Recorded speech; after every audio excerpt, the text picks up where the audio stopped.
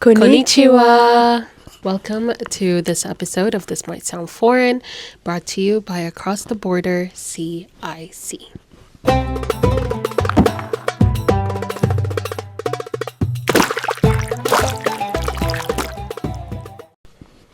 My name is Maysa Touf. And I'm your other host, Mawadda. Oh, who are we inviting?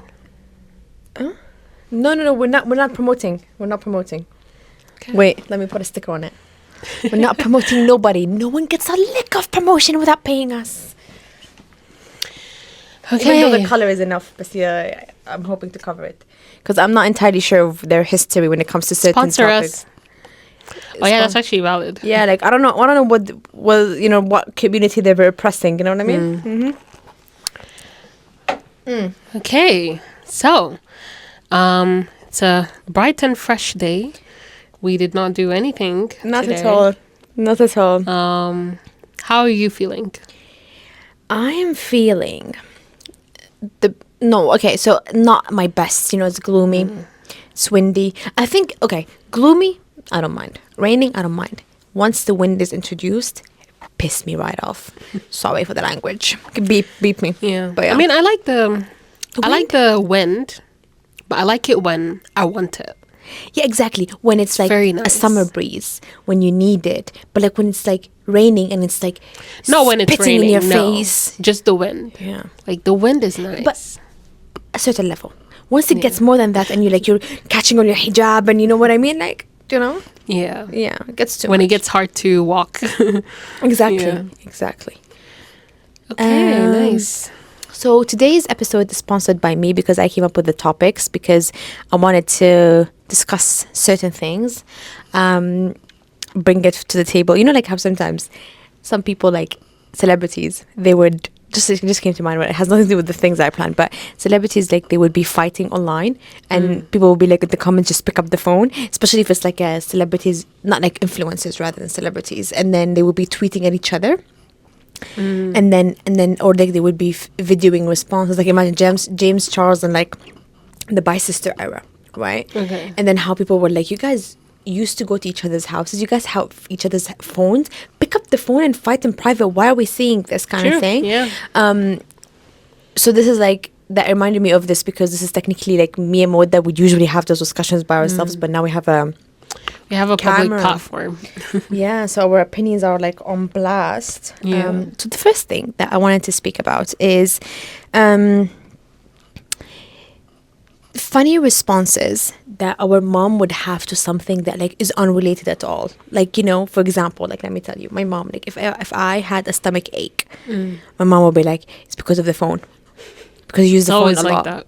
It's always like that. So for example, like if I tell my mom like, oh, I'm feeling depressed, for example, oh, her response is like not even like what, she's not trying to tell me what it is about. It's like be like, oh, go do the dishes or something.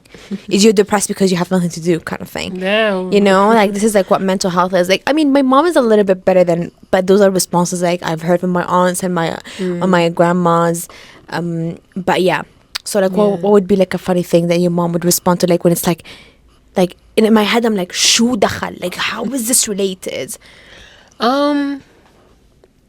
I mean, one thing that comes to mind is my mom doesn't really say it, but a lot of Sudanese moms do. Like sometimes if you say anything and she's mad, she just goes like, El Sama Al Ahmar, which means the red sky. Yeah. So it's just like she does not care. She's basically saying like F off, basically. Yeah. I would say my mom, she kind of like dishes it back at me in a sense. Like, for example, when she's pissed or she's giving me a silent treatment and I'm like, mama, because that's what I call my mom.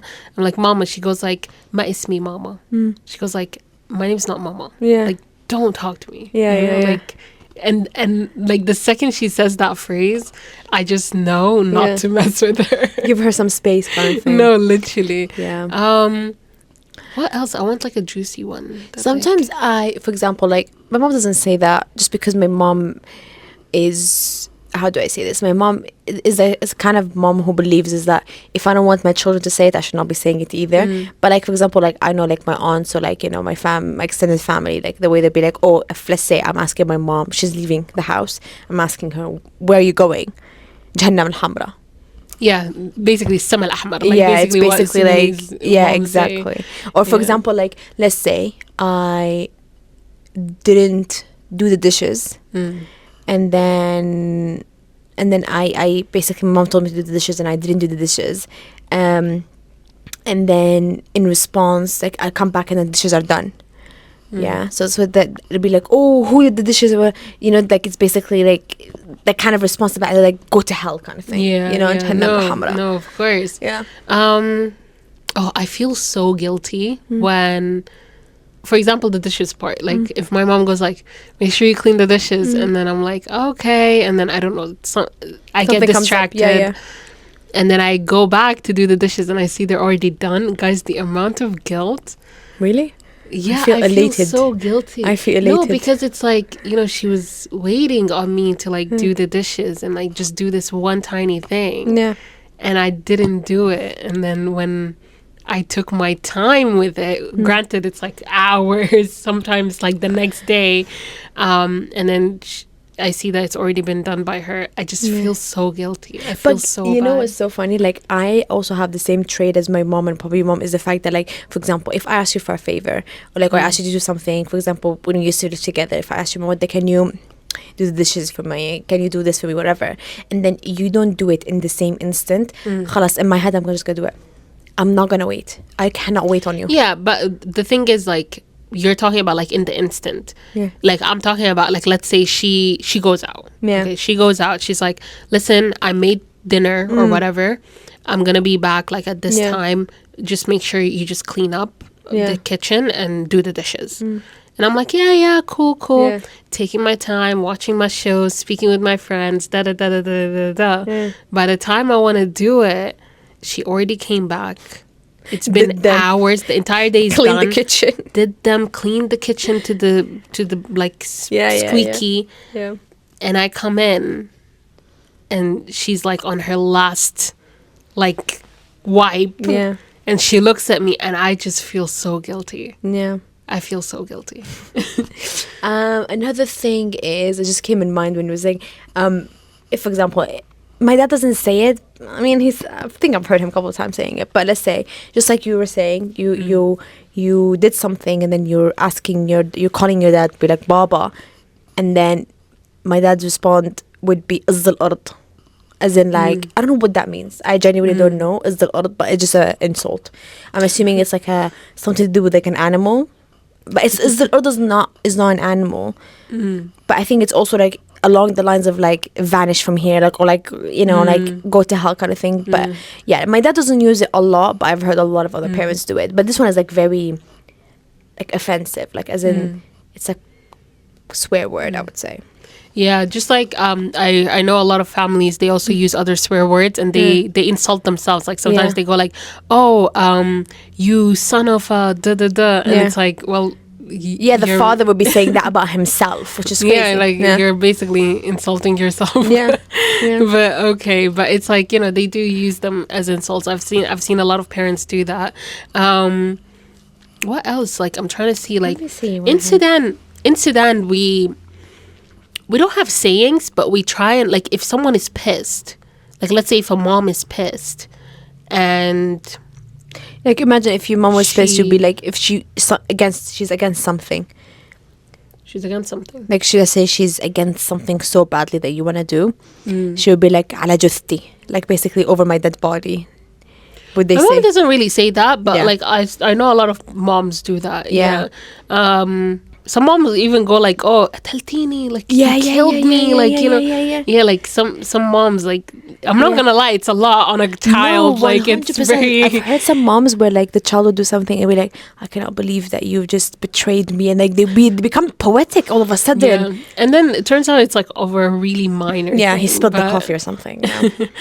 But in Sudan we have like it's not sayings, but it's like if you get someone mad, like, and this is mostly between like a parent and a child. Yeah. So if a parent gets really mad Yeah. and like, let's say they wanna, I don't know, like let's say you got up a wall and they got really mad and they're like, inzili.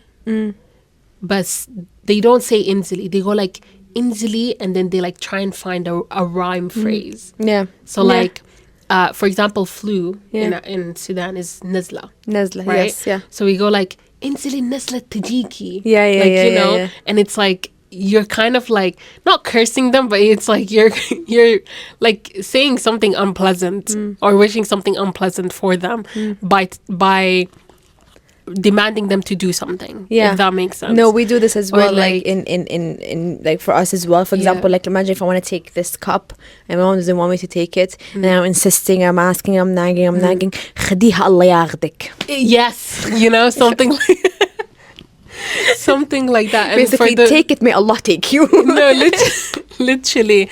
And I think that's like a phrase a lot of Arabs have. Yeah. It's not a phrase, but it's like this kind of. It's just like this, but it's like they get poetic Yeah. while abusing us. Arabic is a very poetic language. Yeah. Like, it's not just in romance where you can sense poetry. It's also in trauma and Yeah. violence and abuse. But Yeah. I would say like some of them are very extreme though, and I'm really I haven't I'm grateful that our parents did Yeah. not. Extreme ones, like Treat let's us say like what's an extreme one? I would say like sometimes a lot of the time our parents, what they would do is they would threaten, especially like Muslim parents, I'd say, just because, you know, we fear Allah and stuff like that. What would they do is they make it like, imagine like you do something that is like, sure, wrong, right? Like objectively, subjectively speaking, something wrong, and not just Islamically, but like morally as well. You've done a mistake, not crazy, just a mistake, whatever.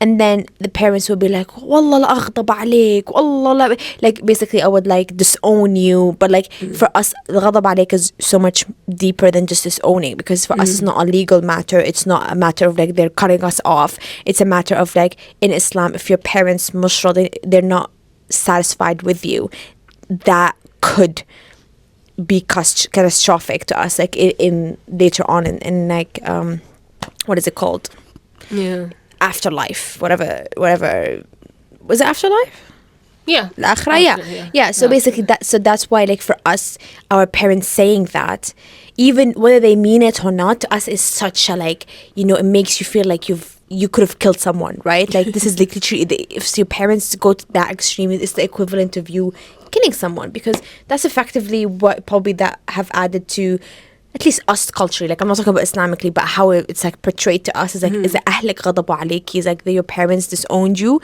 To us, because community also is a very important thing, is catastrophic. Which a lot of parents, by the way, they use it like for the smallest things. I've seen parents where like their son or daughter would like get a B instead of an A. Allah يخطب عليك يا الخلفة اللي مخلفتها, like, oh, you know, like I regret giving birth to you, like very big things that alhamdulillah, just like what they said, we haven't experienced. Yeah, our parents are not that extreme, thankfully. But I've seen like aunties, uncles, like, you know, very close-knit family members do stuff like that, and it's actually not okay. Like, it's very extreme to tell a child that, like, you know, you as their parent, you're ashamed to like put them in this world, or you're ashamed of them. And you know, another thing as well is sometimes as kids, you don't have control of certain situations. Yes. So I even see sometimes, like, I remember I was a kid as well. I think I was about 8 or 9. And we were like playing, like we were 4 people, we were playing. And one of them was special needs. And I remember their mom was basically like treating them and basically insulting them in front of all of us, saying like, you're not right, like something is wrong with you, what have I even put into this world, like, you know, how did this happen? And it's like, first of all, they're a kid. First and foremost, they're a kid. Second of all, the amount of trauma that would instill, because the kid is already facing issues of their own, and then on top of that, the fact that their parents don't even like them, or not embracing them fully as their child. Honestly, I feel like these things are unspeakable. Like, it's very triggering. Everything. I always say, if certain things come from certain people, strangers or whatever, that's something. That's hurtful. That's not okay to say. Like, for example, for me, when I was, obviously, as a kid, I was a chubby kid, fatter than everyone else. I grew up as a little girl, faster. When people used to call me out for being fat, my teachers used to basically make me sit at the back of the class because I'm so fat that people can't see because of me. And obviously, I used to be, normally speaking, like, when you're eating, as a kid, if you're eating a lot, right, regardless of whether that was the case or not, for me, like, I don't know, like, I was a fucking kid. I was a kid. But you grow sort of like tall, even though like I'm not tall for women, but at that time I was taller than my colleagues, than my peers. My peers. So for example, when my friends used to tell me I'm like fat shame me or like bully me for being fat, like it hurts, of course.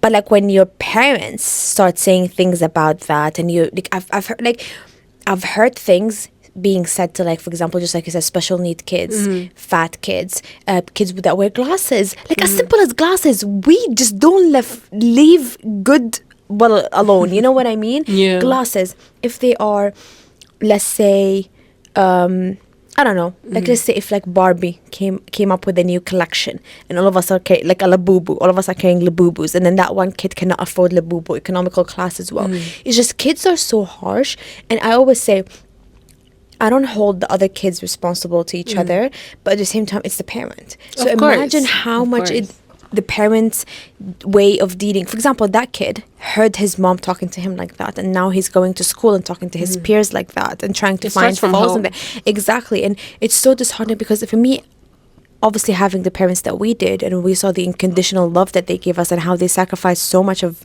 everything that they ever had for us. And all of a sudden, you see those parents. And I'm not saying that our parents are perfect. No one is perfect. But it's just, it puts in perspective of like, a lot of the time when they say like mothers have unconditional love, fathers have unconditional love. But it's not true. Not everybody who can procreate can have unconditional love to their kids, by the way.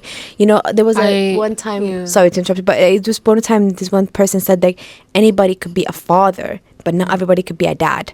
Which is true. Yeah. There were so many times I saw in the town that I would visit sometimes in Sudan. I mean, it's not so many times, I'm lying. Like, I think I saw it twice in a span of like 3 years where a woman, so it was 2 different women.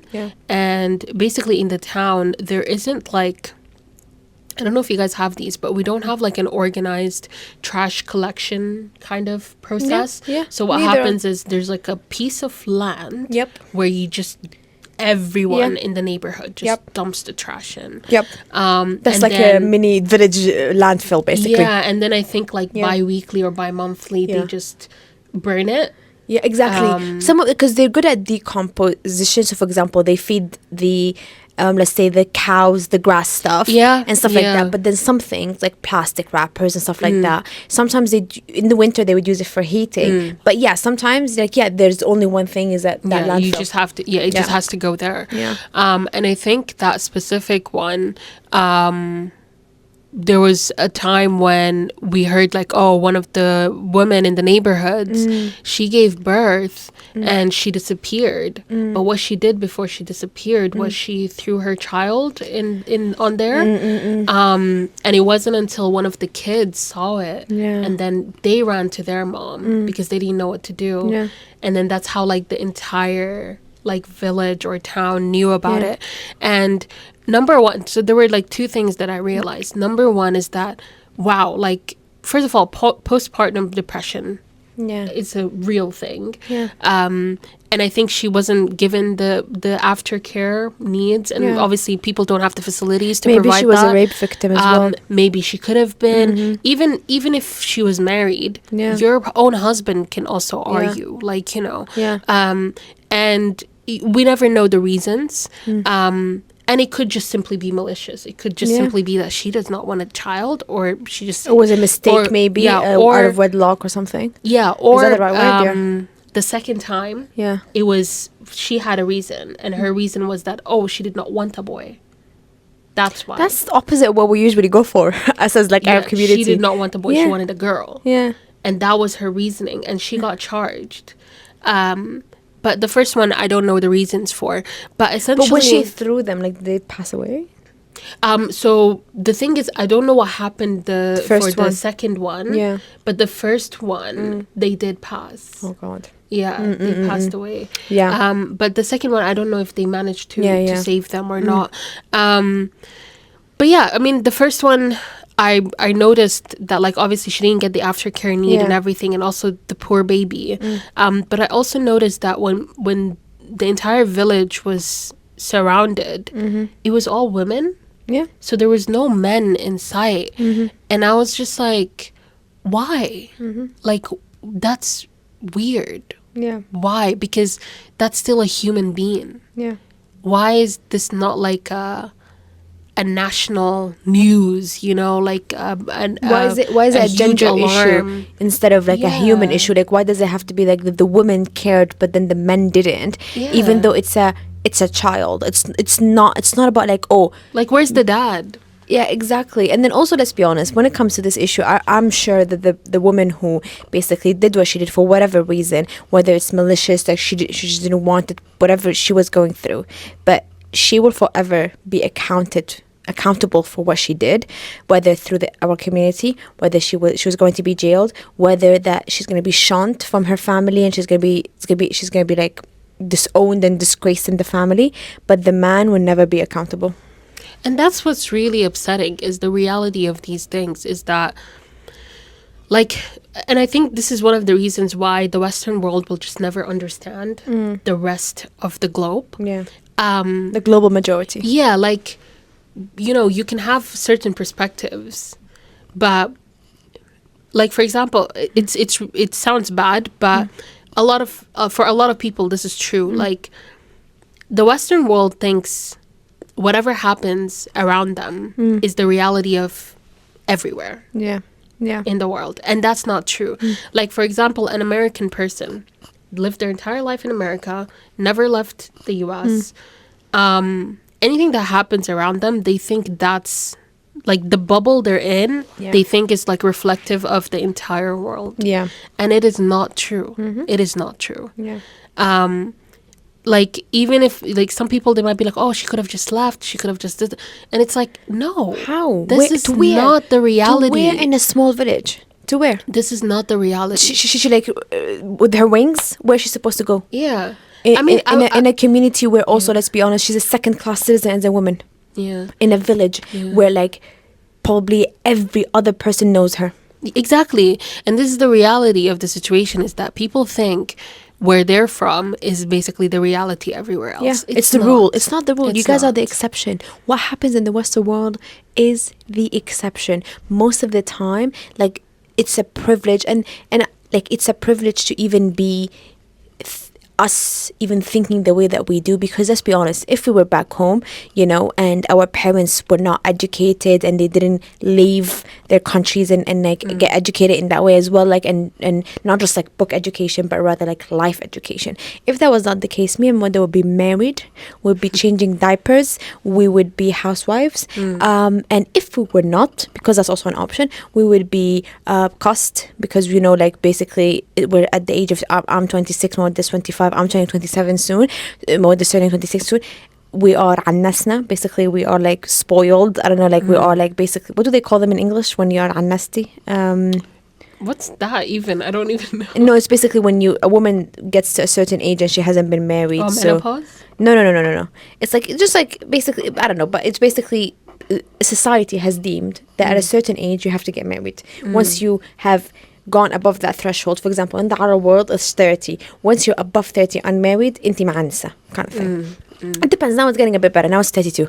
Because, you know, 20, 25. Wow. But yeah, so it's just the idea of the fact that, like, it is a privilege that we get to share our opinions and we get to learn. Like, when I first came, not just the UK, when I first left Syria, my ideology was not even close to what I am right now. And that's because I had the privilege of interacting with different types of people. I had the privilege of learning a new language, and that helped me communicate with other people from different parts of the world. Because just because I'm going to see like a, let's say like, I don't know, give me a country, an Asian person walking, right? That's not a country, that's a continent. But if I saw an Asian person walking, if I was not able to communicate with that person, I was not going to be able to learn from them, learn their perspective, understand certain things. So that's something that we have the privilege of. But when people think, oh, she should have just left him.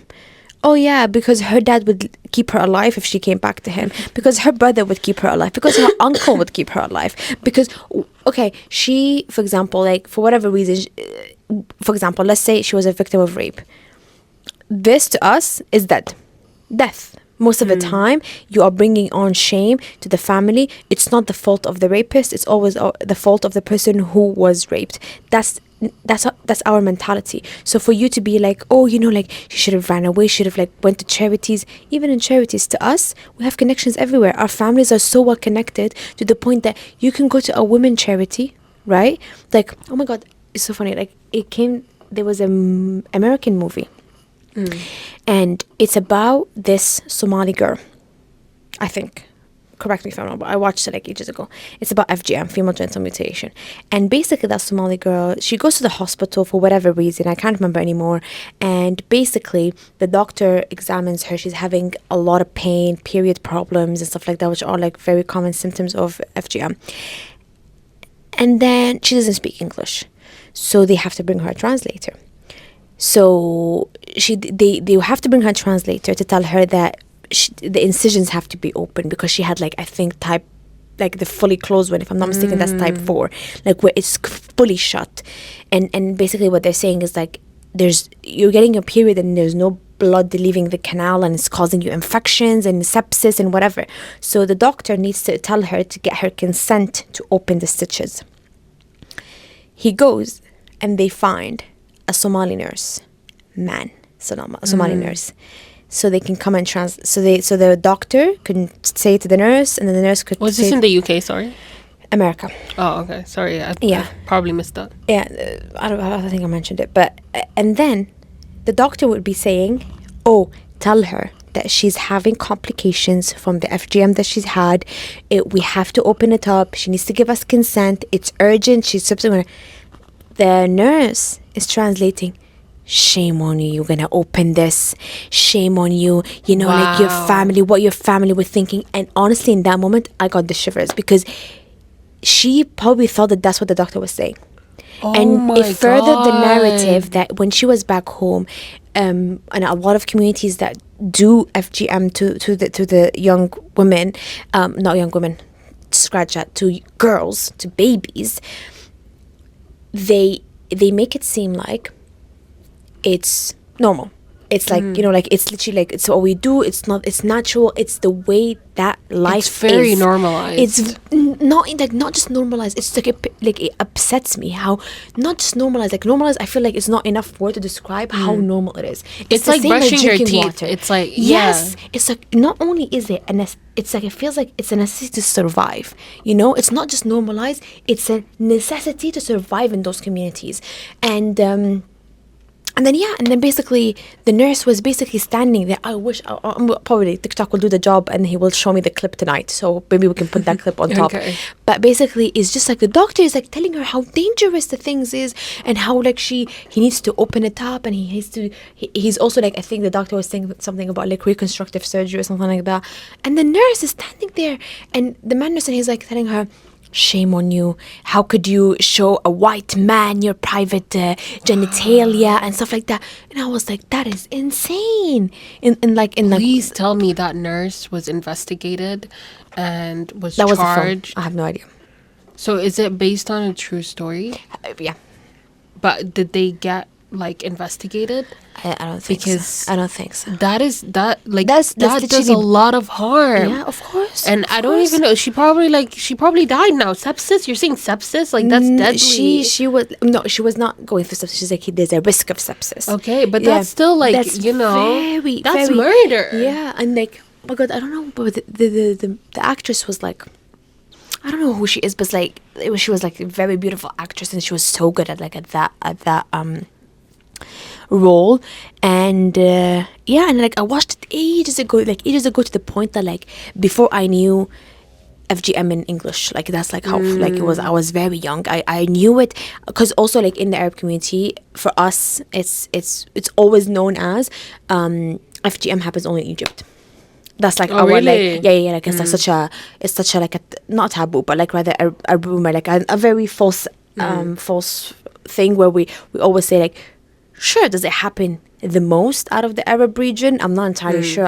I highly doubt it, because when it comes to FGM, there's not even enough statistical data on what countries have it done the most, because it happens under the table at home. Yeah, it's because they don't get reported. That's why.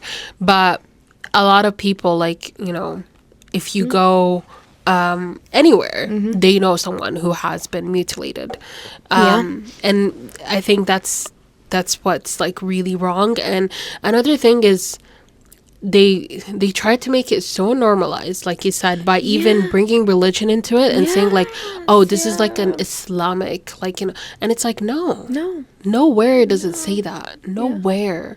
And with FGM, like speaking on the topic, like I remember growing up, my cousins would be like, oh my God, when's your day coming? When's your day coming? They make it like, that's how they get the girls. Because they celebrate it. Yeah. They celebrate it. Like it's the kids is because, you know, it's like it's a rite of passage. You know what I mean? Yeah. Like it's a, I mean, it sounds a bit controversial, but like, for example, I understand why, for example, not female not FGM, not female genital mutilation, like why men get castrated. Is that the word for it? Castrated? Wait, no, not castrated. Castrated is cha. You know, castrated is like circumcised. Sorry, circumcised. Whoa, you are about to further the narrative. Why did I say castrated? What? You threw me off. You threw me off. I was like, who's castrating who? Where? Our men? Our brothers and fathers? I was like, how do we have still children in this world? No, circumcised. So circumcision. You have to keep it in. People have to see it. No, because honestly, like, no, but you know, it was so funny. People could clip this and like further the narrative of castration. Oh, you killed me. So she castrated the entire Arab population, Muslim population, not even Arab. So like, I get why men get like circumcised. Yeah. Because obviously, like, obviously that's like a piece of skin, and like as you grow, it builds up, and then it causes infections, bacteria to build up, like germs. It's not very sanitary. So I understand why they might operate and like take that off for like health reasons. But for women, there's no benefit whatsoever. Not only the benefit, it's so much harm, and it does more harm. Yeah, it does more harm than good, because with men it's just that skin. Exactly. Whereas with women, obviously it depends on the stage as well. It's a very sensitive area. Like it's crazy, you know. And this is not me like comparing the two, but I'm just saying, like, for example, in my culture, we celebrate both. So, like, for example, we celebrate men. I was gonna say castration. Castration is insane. We celebrate men castration. No, the title of the episode would be like, this might sound foreign, but our first language is not English. You know, funny enough, like, my first language is English. Clearly not. So my first language is English, but the problem is... Your mother tongue is not English, though. Not just that. Because I'm multilingual, it's really hard for me to I get it. Like, I'm not even multi, but like every language I speak is broken. Because but I'm thinking in so many other languages, because your and sometimes brain has a capacity. Like sometimes I know a word in a certain language, but I don't in another language, and it's too much. Because growing up, like, I learned 4 languages when I was a kid at the same time. But English was the first one. But it's just, they're all broken. No, true. I always say this as well. Like, every time, the more I am becoming fluent in English, the more I'm losing Arabic. It's just the capacity of someone's brain. Like, that's why they tell you, like, I mean, I'm sure there's, like, people who are fluent equally in multiple languages. But to me personally, like, I can't remember the last time I wrote in Arabic, and it's because genuinely at this point, like, I can't, like, if I have to write in Arabic, I right now would do it phonetically, to the point that obviously in Arabic you cannot do phonetically because we have tashkil. I lost that. Like, it's a sacrifice that you had to make, but for me, I lost that because my brain cannot comprehend multiple languages. Like, the more I'm becoming better in English, the more I'm becoming comfortable in it. Like, the moment where the switch happened, where I stopped thinking in Arabic in my head and it turned into English, that's why it went down from hell. Like, I can't control, like, how much in Arabic I could, to the point that, like, even when I'm speaking to, like, my mom, if I'm passionate about something, I don't have the words for it in Arabic anymore. I mean, that's very understandable. I think there's one of the languages I speak, Russian, because I haven't spoken it, like I didn't speak it in a minute. I can't speak it anymore. But if someone does speak to me in that language, I understand it 100%. Oh, of course. Understanding 100%. Is not an issue. Understanding is, like, not even a little bit, but it's just maybe the speaking and the writing, because let's be honest, we still listen to for example, I listen to the Arabic music. For example, you might speak to your mom in Arabic and stuff like that. We will ever have that part of, like, we are receiving the knowledge in that language, but we're not using it. We're not giving in that language, so that's why we're losing it. But we got away from the topic. You were talking about castration. Male castrations. Like, it's celebrated and everything. And it's a huge thing in my country, like, and it's a very public thing as well. Like, everyone and their mother knows. It's more probably shameful to not have it done than it is to have it done. And same with like the girls as well. Like, they also get it. And I remember growing up, I attended a few of my cousins, like those events. A lot of them were boys, but some of them are also, like, the girls. And like, I remember some of my cousins, we were, like, sitting around one time, and I came to visit, but 2 months before is when they got theirs done. And they got theirs done at the same time, so it was, like, a huge event for them. And they came to me and they were like, "Oh my God, when's your time?" and stuff like that. And I was like, "What is this? Like, I didn't know. I was a kid." And then they were like, "Oh my God, you don't know what that is? Basically, it's when they take this out from you." And I was like, and they, like, literally told me what it is. Guys, when I tell you, I was traumatized. It's scary. I was shocked and kids scared. know that much about, like, genitalia, like that, like, and they're kids. They're kids. Yeah. Like, I remember I was about 7 years old, or 8, and, like, the youngest must have been, like, 5 or something like that. Sometimes like, they do it to babies more. Even sometimes to babies. And I was just like, oh my God, like what? I was so confused. And then I remember they were telling me, like, oh, there was this schoolgirl, hers is coming the following week, and I should come to it. And I went, and it was this whole celebratory thing, and people were having fun here and there, and I was just like, oh, like, this is a day where it's like a birthday. Like, it's a birthday. You're special. You're made special. You're given money because they get a lot of money. Like, they hear tour, which is basically, that in Arabic. And you get a lot of money. Yeah. Granted that you never see it because your parents Because your take it mom is from gonna you. keep it for you. But it's a lot, and it's a procedure as well. Like they get like henna on their hands, they get like jewelry, they get like it's a whole thing. Yeah, they dress. Yeah. They dress like in like feminine clothes. They make Yeah, them feel like like fancy this is attire. your passageway to womanhood. Yeah, and I was just like, I want that. Yeah. It's like, As I a want kid, that. yeah, of course. I want that special day. And then I went to my mom and I was like, oh, when is my day? When is my tour? Yeah. And then she looked at me and she was like, who told you this? And I was like, well, everyone's doing it. And I was like, oh, like my cousins were telling me about it and stuff. And my mom, she was like, oh, girls don't get that. Yeah. And I was resenting my mom Yeah. for the longest time. I was Because like, you don't want saw me. your cousins having it. I was like, you don't want me to have this special Yeah. day. You don't want me to live my life as a child. Yeah. You're just trying to like take me away from all the happiness I can have access to. Yeah.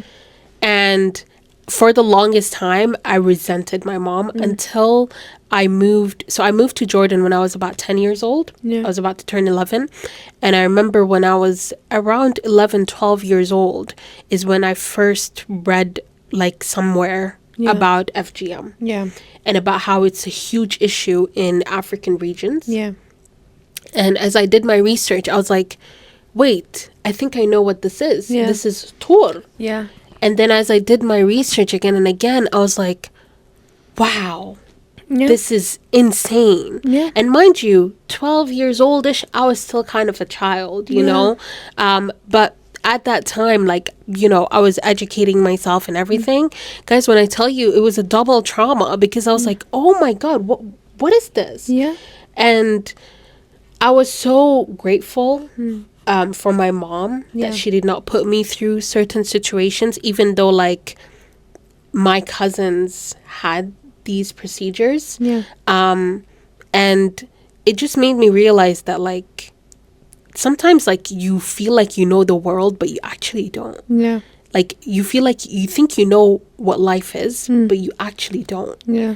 And sometimes being none the wiser is way better than you know, going into something blindly. So even if your friend or your own family member tells you to do something, make sure that you're actually being cautious about the steps you're taking. Yeah, even if it's a trusted person, I Yeah. always say the thing is, even if a trusted person tells you to say something, do something, does not mean that it could be that they're just none the wiser. It's not. Yeah. They could be malicious. Don't get me wrong, but it could be that the fact that they're uneducated, they're none the wiser, just because someone is related to you, someone that shares your ethnicity, your last name, is part of your bloodline or whatever, does something, does not mean that you have to do it. I think a lot of the times it gets lost in transition, but we do have agency. You have agency. Not all of us have to look copy paste and do everything the same. Yeah, and I think, I mean, I don't blame my cousins. They're also none the They were wiser. They kids. don't know. Yeah. Maybe now as they grow up, they're like, oh my God, why did that happen to me and everything. But it's not their fault, it's the parents. Yeah, it's not their fault and everything. And I just want to bring up the point that FGM is not an Islamic tradition No, or it's any not. of that. No, it's not. It's literally made for control. Yeah. It's literally just made for control. Yeah. So yeah, just don't put your child into that. Like Yeah. you're And if you ever need to know like how much is made, it's basically designed for control.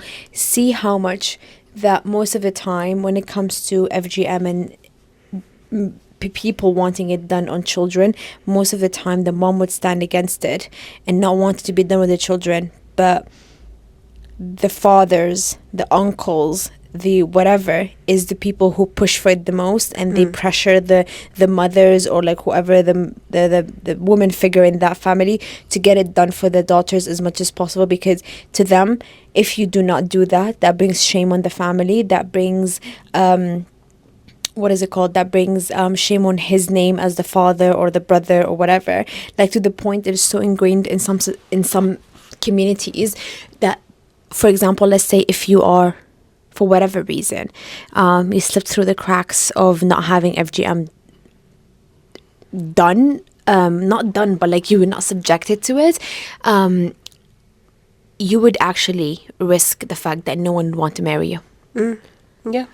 Ever. Yeah. Ever. Like, that's how much, as a society, and how much, as a global majority, a lot of us, we emphasize so much value, like, onto women virginity. Basically, women Yeah. virginity is so, like, to us, to the point that, like, for example, if me and Mawadda were sisters, and let's say I had FGM subjected to me and Mawadda didn't, even I would not be able to get married, because Mawadda has brought shame into the family by not having it done to her. Yeah. And mind yeah. you, virginity is not like a physical thing. Like, Yeah, it's but not.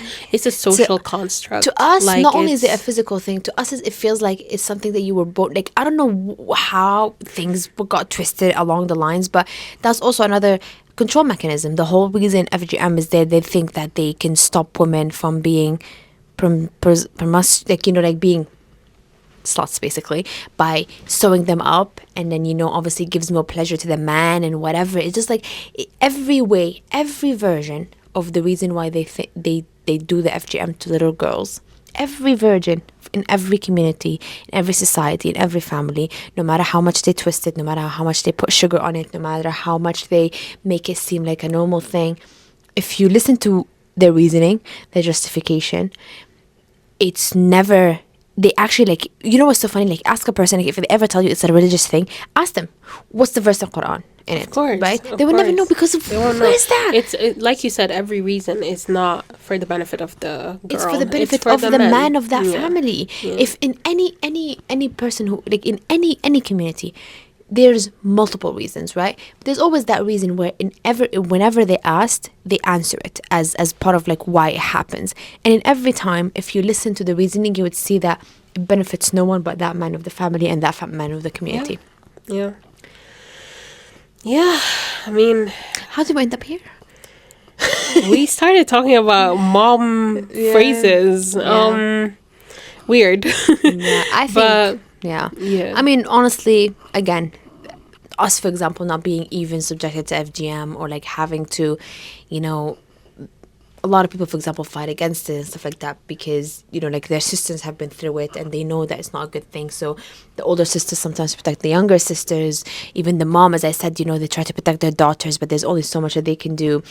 And what's so sad, even, for example, those communities, like, I don't want to, like, say specific, I know, like, I mentioned the film and everything like that, but that was genuine because that was, like, the example. But I don't want to mention, like, whose communities, just because there's also this narrative where, like, it's people say it's like an African problem or it's a black problem, which is not true. It's everywhere. Does it happen, statistically speaking, mostly as the statistics that we know right now in Africa, the continent of Africa? Sure, but the thing about FGM is the idea and the reality of the fact that those numbers, I bet you, is an underestimate, because Of course, most of the way time, off. yeah, because a lot of the time what happens is that, yes, there are communities that celebrate it and make it's so normalized and whatever, but there's so many communities that they know it's wrong, but they still do it under the table, and no one is allowed to speak about it, and no one is allowed to bring it up, and no one is allowed to say anything about it, because for us, like, anything to do with, like, the biology of the reproductive system, genitalia, or anything like that, for us, is genitalia the biological word? I mean, it can be genitals, because it Yeah. is female genital mutilation, so you are Yeah. on the right track. Okay, so I don't want to use, like, the but private parts to be yeah. more broad. Yeah. Yeah, the anything to do with the reproductive system in general for us is just something that we don't speak about at all. So when people say, like, oh, but it's an African problem, it's not an African problem. Does it happen mostly in African countries at the moment, as in with the statistics that we have? Sure, but it's because maybe the way that, for example, like, I always say, like, it happens, for example, maybe it happens in the Middle East so much more than we actually have numbers for, but as a Middle Eastern, I tell you that when it comes to those kind of things, we will not be celebrating it, right? Like, as a community, for us talking about that is crazy. So do I believe that it's happening in the Middle East more than statistics are showing? For sure, because it's something that we don't usually advertise. It's not something that we celebrate. And even in the UNE, UAE. Even in the UAE, for example, there's even it's still legalized as long as it happens in a home and not in hospitals and private clinics. So, you know, like that shows even you. if even if it's banned in a country, It still happens under the table. it still happens, and it happens at an alarming rate. It's just that the statistics don't do justice because these things are not documented. So that's the issue. And also people misuse statistics. Like, that's why, like, I'm trying to say is the fact that people misuse statistics. Like, I'm telling, sure, does it happen? But also, like, yeah, people have to understand is population as well. Like, oh, there is, out of all the countries that it happens in, the continent of Africa has the most people who are subjected to FGM. But also, Africa has a massive population. So ratio-wise as well, that plays a role. But I hate when people are, like, misusing statistics to further narrative of, like, oh, it's a black problem. It's an so we don't African have to problem. deal with it. Yeah, Exactly. Shove it there. It's none of our business. And I'm like, no, it's a women issue. Yeah. For me, I don't see a color to it. I see a gender to it because it's not it's a black issue, it's an Asian issue, it's a whatever issue. There's a lot of white people who get into this as well. Yeah. You know, whether it's like, you know, like there's a lot of people who basically white British people that they get married into families and they get brainwashed into doing this, or like as part of like I don't know whether they call them like weird fetishes or something like that, like that the partner might have. But again, it shows the power. It feels like it's always the other gender that is trying to get this done on the That's woman. insane. Like, even in, it's not the same, but it's similar in a sense where it's like gender control. So like, for example, when a woman gives birth, sometimes like your actual like, we won't get... Vagina is a medical term. right? It's not. I'm pretty sure, I don't think. Vagina is a medical term. The fact that we think we're going to get monetized... No, I'm not concerned about monetization. I'm concerned about getting banned. no, but Shadow banned. rather just not being, because a lot of people take offense to using publicly the words, like not the medical terms publicly to private things. Like, for example, penis is the medical term. Yeah. But dick isn't. But obviously it's bleeped out. You know what I mean? Yeah, but I mean, these are for educational purposes, so I think it's fine, right? We won't get like... No, but that's what I'm saying. Penis is a medical term. You see that in medical books. Vagina. Yeah, no, I know what you mean, but I'm saying like the other ones, for example. Yeah. No, but Yeah, that wasn't my... Yeah, that wasn't my reasoning. My reasoning was the medical terms themselves. Are they like... Is it like a, you know, a strike? That's the thing. But I think we can still say... it should be fine. Yeah, I think Like, I always say, like, for example, I don't feel any shame saying vagina, penis, oh yeah, anything same. like that. No, same. I'm just doing it for the sake of the video. The other ones, because they're vulgar and they're like whatever, whatever. But like publicly speaking, no, same. To me, they're just like a. But it's an organ. I don't know what to tell you. Yeah. Yeah, but I was doing it for the sake of the video because I don't want us to like go on a, you know, get our videos Blacklist. taken down or something. Yeah, because I think YouTube has their own policies and stuff. So Maybe. Yeah. I don't know. I was just trying to, in my head I was like, I wanted to make sure that genitalia is like an acceptable medical term. Other than that, No, like, genitalia is. Yeah. Sorry. Yeah. What was I gonna say? Oh yeah. So back to what I was saying. So like when a woman gives birth, for example. So her vagina sometimes like actually like rips. Like sometimes it happens, you know, when you're giving birth naturally.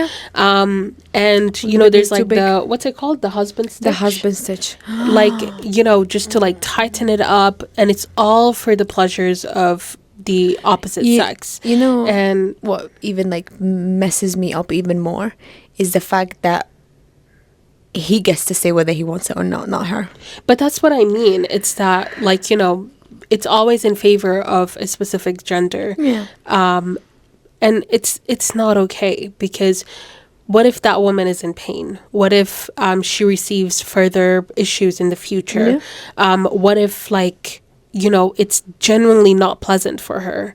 Like, she's not an object. She's a human being. She has feelings. As a matter of fact, she gave birth to your child. Like, the least of your concerns should be, oh, how am I still gonna get pleasure? You know, it's I don't know, like, you know, it's sad like reality of a lot of women in our community, by the way. And these are only a few examples, by the way. Like, there's Yeah. so many other Like, examples. You know, in our community, like the husband stitch is something that's still new, fairly new, especially to us, you know. But beforehand, you know, there's, for us as a community, the thing that equates to that is that, oh, so now that she gives birth, especially if you're giving birth to one child, two child, like multiple children, men utilize the fact that, like, oh, you know, now I can get to marry another one, because now it's like, you know, the marriage relationship, the sexual relationship is not up to their standards anymore. And it's just so sad, because it furthers the narrative of, like, she's an object. First, she was an object to satisfy him sexually and basically give him a home, be a maid in that sense, and then a birth machine. And then once she was unable to fulfill any of her duties, she's replaceable. But then the second wife will be the same thing, you know. She'll be like, it's like a cycle until they hit number 4. Yeah, exactly. And then they hit number 4, and then by that time, either they be old and they start thinking about what happens after life, and, you know, if they're gonna get, you know, whatever, and then they settle down a little bit, or they'll be like, divorce number 1. Divorce the one who didn't give me children, divorce the one who's not the mother of my children, divorce the one who she's been bringing me problems, you know. And then they go back again and do you know about that YouTube? I don't know if he's a YouTuber. He's like a influencer. He gives a lot of like Islamic advice. I forgot his name. Is it like Ali Dawa or something like that? And he was talking about how when his wife was giving birth, he was in the other room, like, or he went downstairs or upstairs while she was giving birth, and he wasn't there for her. Is he Arab? I don't know if he's Arab or maybe South Asian. I don't know. Where did you see that?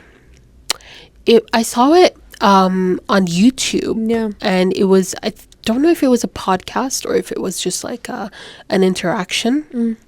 But he was basically talking about that. And we can mention it in the next episode, actually. But and dig deeper into it. But that brought me back to that point. I saw it years ago. And I was very shocked. A lot I of was men like, do that, by the way. why are you not... The minority actually go in the room with their wives. Yeah, like, why are you not in the room when she needs you the most? Like, it does not make any sense. Because that's not their job. Like, even if... Because there's also an option where sometimes the nurses would ask, like, oh, do you want to see the baby come out? Like, actually see everything, get the full experience. Obviously, like, some men, they get queasy, they don't like it. They faint because of the sight of blood. Yeah, some people, they faint, like, you know, they can't handle it, and that's fine. But can you not, like, stay by your wife's head you don't see anything, and hold her hand? Hold her hand at least, or like try to comfort her, or like at least be there for her in some capacity. Yeah. I don't know. I also, for me, I always say, like, yes, ideally speaking, I don't want my husband to see me in that state, but let's be honest, this is a teamwork. I am going to be pushing, and I'm going to be pulling on his hair while I'm doing it, because he needs to suffer a little bit. I cannot be the only one suffering. Like, I need to be squeezing his hand. Yeah. You know? Eating pizza, watching movies, playing video games while I'm fasting because I'm an epidural. Like, it's insane. Oh, man. But yeah, honestly, that's like, fine. Eat your pizza outside. Standing up, as a matter of fact, you know? Yeah. No, this world was literally created for men. Who set the system up? Patriarchy. Yeah. But the matriarchy is coming back. I don't think it was ever there. Please, I was about to say, when were we ever in control? Yeah. But yeah, anyway. You know, but with that being said, I say this to say, we want to be equal. We don't want to be, at least me personally. Do you believe in equality? Do I believe it's going to happen? No. Do I want it to happen? Yes. Do I believe it's going to happen? No. Okay, I have a controversial point. I don't believe in equality. I don't see men and women as equal because I don't think they are. Well, it depends in what aspect. Men and women are not equal. But do we want the equal rights for them? However, I believe in equity. So, for example, like women, their clockwork is very different to men. The 9 to 5 system is not built for women. Yeah. It's just not. Yeah. We work on like a 28-day cycle or something like that, you know? It's not beneficial for our hormones. It's not beneficial for like any part of our body. The 9 to 5 system, and this is only one example, it just does not work. However, if we tweak rules a little bit and we're like, okay, in the workspace, we're going to introduce this, and that, where, you know, if a woman, let's say she's going through her period, we can try and like find a phased work system or way to work for that individual, you know, or like we can try and introduce this and that so that, you know, both parties are satisfied and can thrive. So in a sense, I don't see them as equal. However, I don't feel like everything that is happening is in favor of women. It's all for men, the benefit of men. But do you believe that would ever happen? Because I don't. Oh, I don't. Of course I don't. Especially because it's mostly men that are in control. So I don't believe it will happen unless women start dominating things. Then maybe I would have hope, but definitely not the way things are going. I just also, I'm not gonna lie, if the Western world has a chance of becoming equal in as in like everyone is given the correct rights to thrive and whatever that means, and how like they can build a system to do it. If the Western world has a chance, the Arab world never has a chance. Yeah, that's a fair point. Because the Arab world will forever manipulate Islam. Yeah. And however, there are a few changes that are happening. Granted that they're very minute and they're very silly almost. Like, for example, the other day, I don't know if you know, but like the Prince of Saudi has now allowed women to dress how they want to dress, like to choose what they want to dress. Do you actually believe that they actually will? No, but in a sense, what's happening is that obviously men always had the say on what they had to dress, right? But basically what they're saying is like, okay, you as a woman, you can choose what you want to dress, like what you want to put on your body. However, that still needs to be modest. No, but that still needs to be covered up. That still needs to be all of this. So it's still controlled. However, he's basically relaxing it by saying that, okay, now women can have a say in what they want to wear. But can we be honest though? Even then, right now, let's say we live not in Saudi, like a country, imaginary country, Mesa's country, and all of us are by law for the longest time ever, we were conditioned not to forget about modest, to wear black. We're only allowed to wear black. Only allowed to wear black. Only allowed to wear black. And then generations and generations, a prince comes and he's like, actually, you get to choose what color you want to wear. But it has to be black. That's basically what's happening. But it has not only that, but it has to be like dark colors. Let's say he said that, like why no bright colors. Who's gonna take the faith of leap and start wearing those grays, those dark browns, when you've been conditioned in a system and whereby like once you do that, you're gonna stand out. You're gonna stand out. You're gonna be like, oh, you know, like it's gonna I don't want to be the first. Not only do you not want to be the first, sure, the prince went ahead and opened his mind. Does not mean your father is. Does not mean your brother is. Does not mean your uncle is. Doesn't mean your mom is. Doesn't mean you are. Yeah, no, true. Because obviously, like you said, the system is built on generations upon generations. So it's really hard to break that for sure. Yeah. Honestly, like, I mean, I don't think it's relaxed. For sure, it's not relaxed. There are changes that are happening, but it's not, like, for example, now women can drive, for example. That was recently years ago that happened. Can we compare the magnitude of rights given to women? But that's what I mean. It's that... At the speed? Yeah, but that's what I mean. It's that, like, for us to even be on the same level as men now, it would take us, like, I would say... maybe 100 years in the Western world. And even then, that's me. Yeah, in the Western world, not the other. Us, we don't stand a chance. Yeah, not the rest. But even then, after 100 years, if we reach like as women, if we reach the same level as men now, in 100 years, where do you think the men will be? What kind of control do you think the men will have? They'll be so much above that, whatever that level is. 100%. So we will never catch up to them. So yeah, because they have generations on us. But not only that, I feel like that only stands a chance. There is an inequality 100%, but the women here have the opportunity to do something about it. We don't. Yeah, and not only do we not, our men don't see a benefit in doing it, and as a matter of fact, they see it as a negative thing.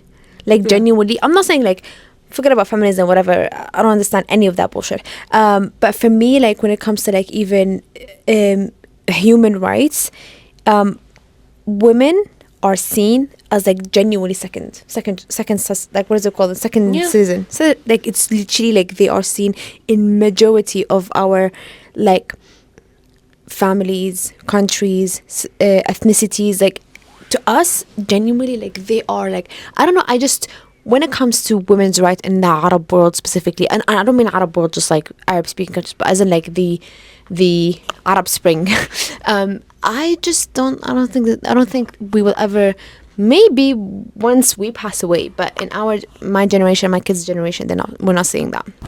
We're not going to even be any close to what women are right now here. Yeah. Not anywhere close. Literally. Anywhere close. It's a bit sad, but yeah. And I think it just makes it really hard when you start tying religion to it. Because they use it as a weapon to oppress women. And it's like, it's not that like obviously Islam has certain rules for women. It's not that like, you know, they don't need to be followed. Obviously, if you are Muslim, you should follow those rules. But it's the fact that like you're picking and choosing.